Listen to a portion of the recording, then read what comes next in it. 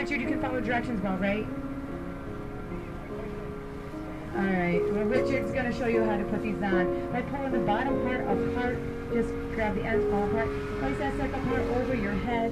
Grab the black strap, wrap it around your back, and then clip it on the D-ring that you see there in the front. I wanted to clear up later. How do you do? Round of applause, you got it. Good job. Alright, you can take that out, I'll take that back. Now, in the event of emergency, we ask you simply stay seated. Captain, crew, and Richard will come and assist you.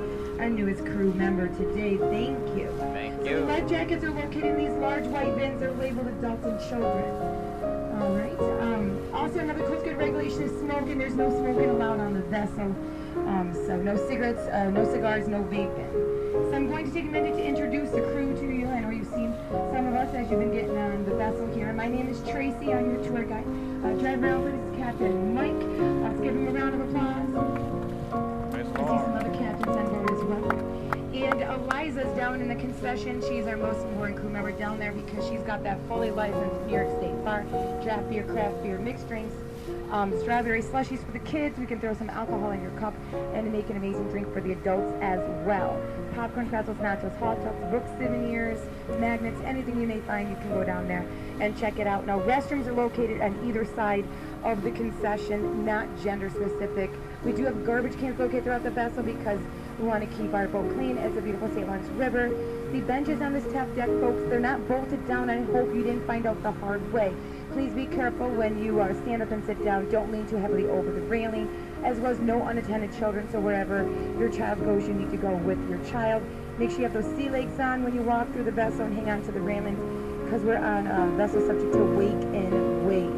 So we're going to start off with our tour right here in the Millionaires section of the Millionaires Row, Millionaires Colony. Back during the Gilded Age, many wealthy families came up here trying to escape the crowded hustle and bustle of the city life. They kind of liked what they saw, so they started setting up several summer homes. Not like the summer homes you used today. Back then, they were several-roomed mansions. You're going to hear some as well as see some on the tour today. Starting off on the left-hand side coming up, we do have Casablanca. There's a couple homes over here on this island. The first section I'm going to talk about is right up here.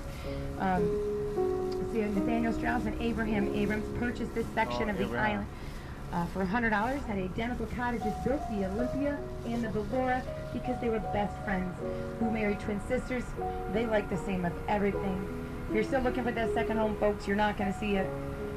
It was deemed a fire hazard, was torn down. The foundation is now an in-ground swimming pool. And Strauss and Abrams together started the A&S department stores.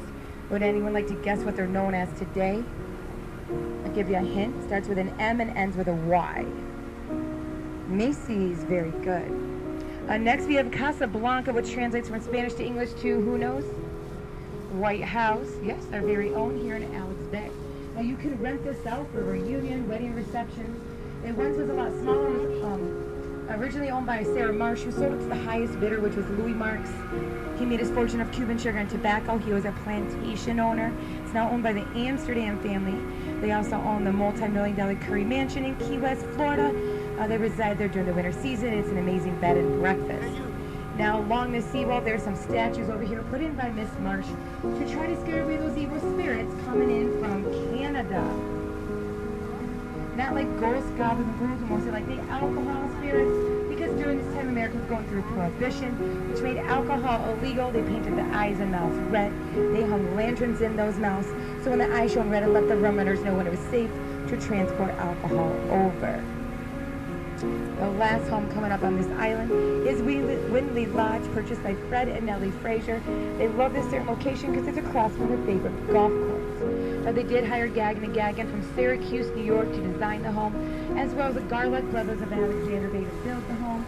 And this was the last home built in Millionaires Row before World War I. So we are traveling in the St. Lawrence Seaway through here. About 4,000 ships do travel the Seaway each year. The shipping season runs from April to December. It shuts down about the end of December, beginning of January. One year that large ship got caught in the ice. They make sure they shut it down earlier than that. And it opens in April with a giant ice rigger coming through to break up the ice here. We have two types of ships, Salties and Lakers, and hopefully we'll get a chance to see some of them while you're large rock we're approaching. Now take a look at Devil's Oven over here and the water line. There's a 40-foot cave there. So the story goes that it was a hiding place for Pirate Bill Johnson, who was part of the infamous rebellion responsible for sinking the British ship, the Sir Robert Peel, when he was trying to light the boiler. He set the whole ship on fire.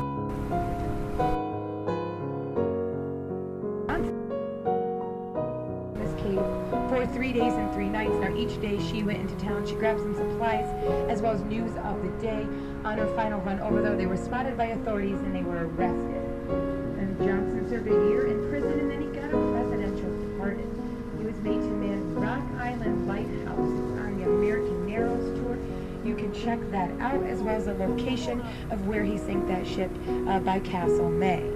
Now, Pirate Bill Johnson is the subject of Pirate Days we have here in Alexandria Bay. The first couple weeks in August, not sure what it's going to look like this year, but there will be some pirates roaming around, as well as all the local stores have all their pirate gear in there for you to purchase.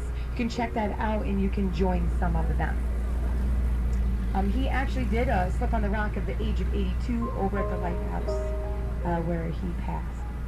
On your left-hand side, we've got some wildlife throughout your tour. We have Cuba Island, gets its name because at an aerial view, it looks like the island nation of Cuba. It was once owned by Mr. E. Story out of Buffalo, New York. And on the right-hand side, we have Wawanette Island, which is a very famous boatel hotel, just like on mainland, but only accessible by boat. And then we have the famous Thomas H. Wheeler home. It was once used as an amazing restaurant back in the 1950s and 1960s, but sadly, the restaurant did catch on fire. This is the original foundation they just built up on top. Now, he was an associate of John D. Rockefeller, the Secretary of Standard Oil. On your left-hand side, the tree-wooded area over here is Keewaydin State Park, headquarters of the 26 state parks, campground, Olympic-sized swimming pool, children's playground, as well as an amazing golf arena, very popular, about a 5 to 7 year wait because a lot of the folks have their boats there for the whole season. They're just taking up for an overnight adventure. Now, if you look on your right-hand side, we've got a couple boats over here on this island. Pretty much that's it, though. Doesn't have a whole lot going for it. But this is Jewel Surveyor's Island, that once was a lot larger with a beautiful 40-room mansion on the island. But the mansion in a third of the island was less big, enlarging the shipping channel, helping to create the St. Lawrence Seaway. We are approaching over Island Street. On the left-hand side, there we leave this park. The home in front of it is Comfort Lodge, purchased by Allison Clark out of Chicago for comfort to for his family. After his daughter died of diphtheria at the young age of 11, which stayed in the family for about 5 generations. Now, I don't know if you can spot a bear on this island, not in its usual location, but that is a 6-foot brown bear holding up the sun, part of the brown bear production, designed by Mr. Will Salisbury, who also designed those giant black crows on 81. That's the Widow's Walk or Widow's Watch back there during the seafaring days. Many wives came to watch and wait for the sailor ships to come in. Now, off in the distance, you have the first of the 5 spans of the Thousand Island Bridge system, which is an all-American span that connects Highway 81 over to Wellesley Island. Now, there's 4 more spans that make up the bridge system. There's an international and 3 consecutive Canadian spans. 4 of them are painted green to blend in with their surroundings and in their own architectural style. One is a smaller one that is road mounted under. It's a stone arch and it connects Wellesley Island over to Pearl Island, and that's where you go with customs. The bridge was originally built in 1938, although 1920s, when they're trying to figure out the location of this bridge, meaning this location there, that's when a lot of folks thought it was a stupid idea because there's no major metropolitan cities on either side, so they said there would be a bunch of nobody's going nowheres. But thanks to the Thousand Island Bridge, as well as our border, over 2 million cars go over the bridge a day. And folks, that bridge is open to go walk over if you'd like to. Walk over, drive over to it, over to Wellesley Island on the left-hand side. Now, this is the largest U.S. island, second overall, 8 miles long, 3 miles wide at its widest point. Now, it's home to the regional headquarters of the Border Patrol right here, as well as the Coast Guard Station. There is a state park, nature center, some walking trails, restaurants, marina, golf course. Neat thing is, in between the Border Patrol and the Coast Guard Station is a sunken ship that we're actually getting ready to go over. A Canadian steamship, the Roy A. Jodry, which was carrying iron ore coming down the river in November in a blinded snowstorm in the opposite direction when it struck a shoal, leaving a giant gash in the side of the ship. Crew started taking much water that they can handle.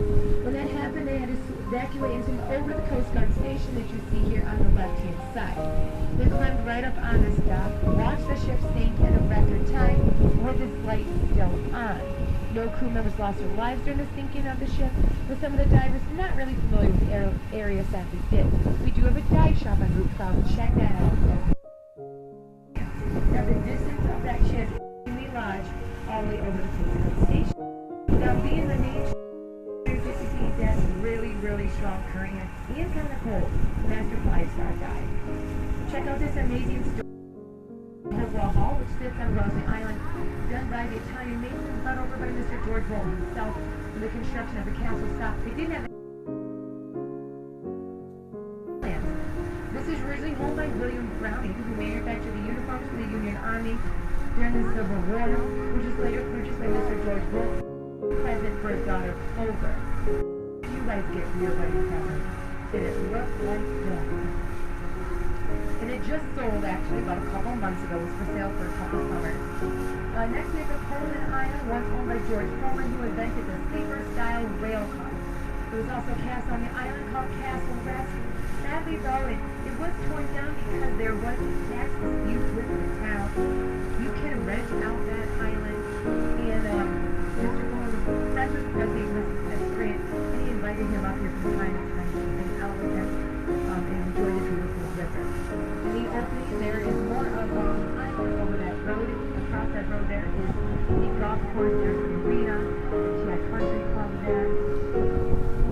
And next we're coming up on Maui Island, these three-way platforms. Owned by a retired doctor, Dr. Marone, out of Casanova, New York. And I'm looking at the side of the seawall, and those pillars holding up that home, that second home there. They're made from pink Florentian granite. They're from the bottom of the river. Just the weight of the home is keeping it there. No mortar, no concrete. How's everyone doing? Good? Very good. Well, you look good. Very good. Friendly Island, or Dewey Island, is on our left-hand side. Folks, we have the same here at Uncle Sam Boat Tours, and this island is so friendly. If you wave to it, even that white fence will wave back at you. Give it a try. My Paul Crack and worship what's now American Airlines. His great-grandfather was a modern-day inventor. He invented things like the double-edged nutcracker, the extension letter, as well as a patent for the Daisy Red Ryder BB gun. I'm sure you've seen A Christmas Story. You're going to shoot your eye out. If you look really quickly in this opening, all the way back to the trees, to the top of the trees, you'll see a corkscrew-like object sticking out of them. Do you see that? Well, that's a giant screw that's holding all the islands together. Not enough to drink. Auburn Hill Island in Canada. One of my favorite islands is right here, St. Elmo's Island, named after the patron saint of sailors. That large white is a memorial of the men and women who have served and are currently serving on the St. Lawrence River. And looking around the river, folks, see all this water we're surrounded by. Your river water is 95% pure. Your drinking water only needs to be 92% pure. So if you wanted to, you could drink the water right out of the river. I don't think Eliza and I are fans of that. We know there's a lot of animals that live in these waters, as well as two types of swimmers, peers and liars. We're going to stick to our bottled water. If you've heard of the zebra mussels, though, they were accidentally introduced in water. Females lay up to 1,000 eggs a year, and the river filters out every 72 hours. Actually pretty pure. Most islands do have filtration systems on them as well.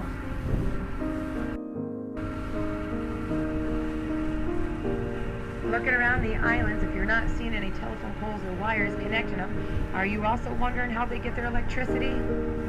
Anyone want to guess? Underwater hydro cables. I heard solar, generators, and depending on the size of your island, you might not need any electricity at all.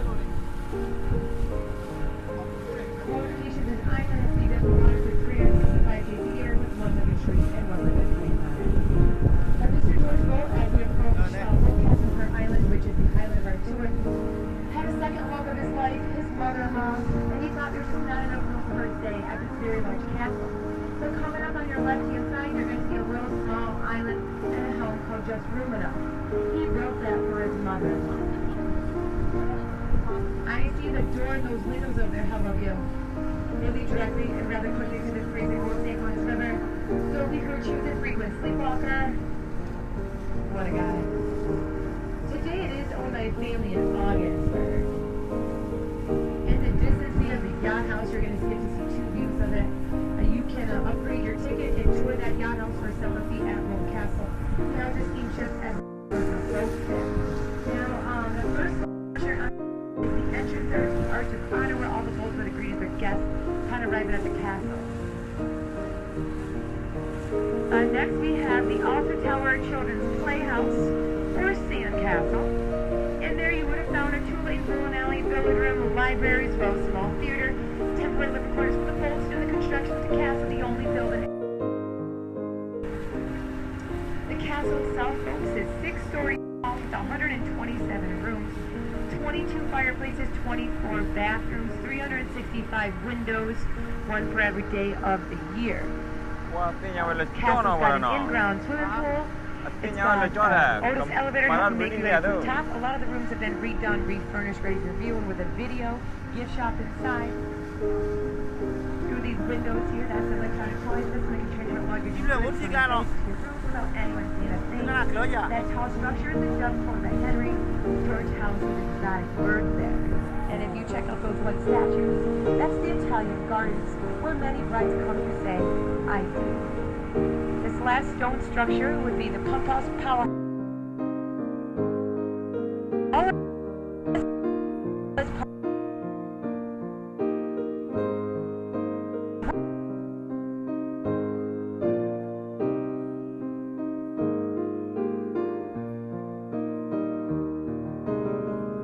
Another view of the yacht house in the opening.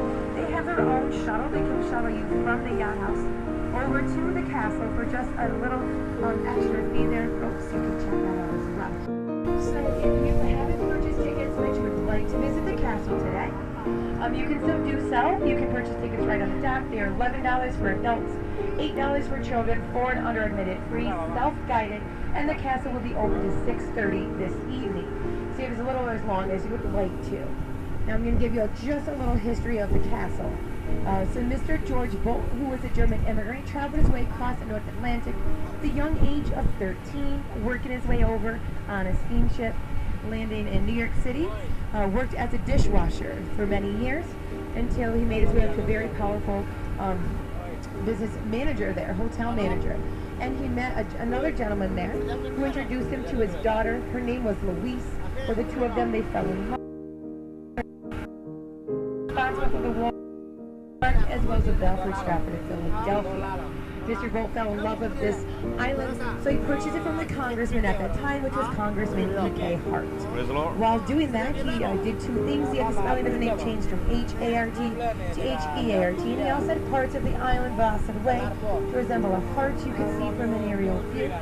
Now, on February 14th, 1904, is a very special date for those folks. He was going to present this to Louise, sadly 1 month and 1 week prior to the completion of the castle. A telegraph did land over on the island, stating this, stop our work, Louise has died, passing away at the age of 42 from heart failure. Mr. Bolt ordered all the workers and the crew to put on their equipment, their tools. He asked them to leave the island, never to return. So everything kind of laid there for many years, subject to vandalism and just laid in ruins, till the Thousand Island Bridge Authority came along to purchase this island. Now, they had some strict rules they had to follow in order to purchase this, and that is no one could ever spend the night at the castle because Louise never got to. The castle couldn't come past 95% completion because she never got it, so you completed. And all the profit of ticket sales, food, anything that is made over here goes back into the restoration of the castle, but only at 95%. So there is the history I have for you folks, and I'm going to go over docking procedures on our way back through, but I've been yakking away, so I'm going to give my ears a rest, and my voice a rest, your ears a rest as well, and I'll pick back up the tour as we leave the main shipping channel. Go down and visit Eliza, check out the concession, the restroom, stretch your legs, and talk amongst yourselves.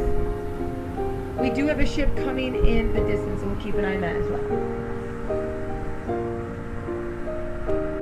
Tera mu nona, cuma malu kawat kebetulan nili, malu apa tewe bapa?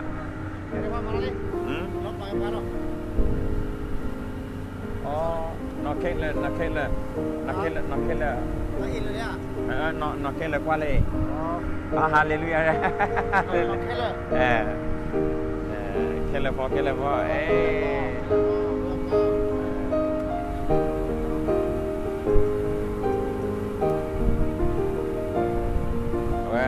để mình cho lên mình nhà được đủ rồi đã về lại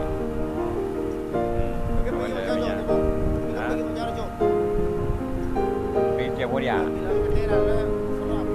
ok nhưng mà để cho nó ok không có đưa ở về đi mua qua tiêu đi cái ô tô là cho bố ba để là cho bố